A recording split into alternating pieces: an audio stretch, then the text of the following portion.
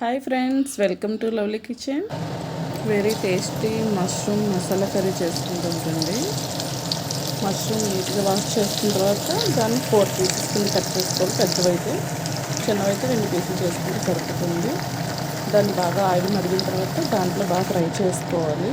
బాగా మరిగితేనే మనకి బాగుంటుంది, బాగా వస్తుంది. కొంచెం లైట్గా గోల్డ్ కలర్ వచ్చినంత వరకు ఫ్రై చేసుకోవాలి. 2 ప్యాకెట్స్ తీసుకున్నాను. మొత్తం ఇలా ఫ్రై చేసుకోవాలి. మొత్తం గోల్డ్ కలర్ వచ్చేందుకు ఫ్రై చేసుకుని కొంచెం పక్క తీసి కొంచెం ఆయిల్ వేరే బౌల్లో తీసుకోవాలి. దాంట్లో కొంచెం జీలకర్ర బాగా ఫ్రై అవ్వాలి.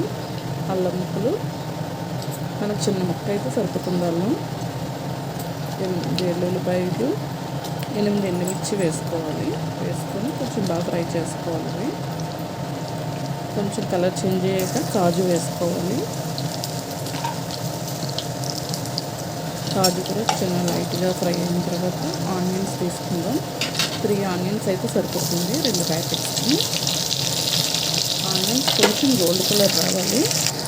గోల్డ్ కలర్ వచ్చాక మనం టమాటా తీసుకోవాలి.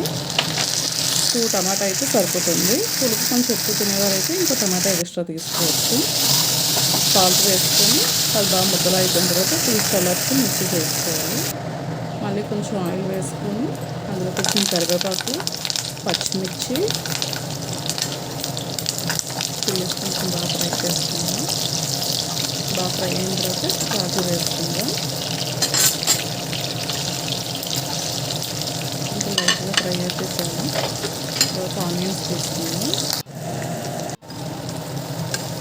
2 ఆనియన్స్ వేసుకుంటున్నాను. దాంట్లో సాల్ట్ వేసుకోండి. మసాలాలో ముందే సాల్ట్ వేసుకుని కొంచెం ఎక్కువ పడుతుంది. కారం వేసుకోవాలి. అది ఫ్రై అయిన తర్వాత ముందుగా వేపుకొని చల్లారబెట్టుకున్నాం కదా, ఆ మసాలా తీసుకోవాలి. అది కొంచెం ఫ్రై అయిన తర్వాత మష్రూమ్ వేపుంచుకున్నాం కదా, అవి ఇందులో వేసుకోవాలి. వేసుకొని బాగా కలపాలి.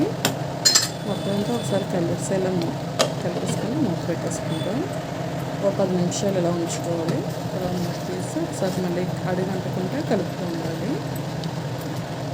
ఇలా కలుపుకున్న తర్వాత మీ దగ్గర ఏ మసాలా ఉంటే ఆ మసాలా తీసుకోండి. మసాలా వేసుకోకపోయినా పర్వాలేదు. వేసుకుంటే కొంచెం ఫ్లేవర్ వస్తుంది. దాన్ని కొత్తిమీర వేసుకొని ఒకసారి బాగా కలిపేసి మూత పెట్టేసుకోండి. గరం మసాలా అయినా ఏదైనా పర్వాలేదు. నేనైతే చికెన్ మసాలా తీసుకున్నాను.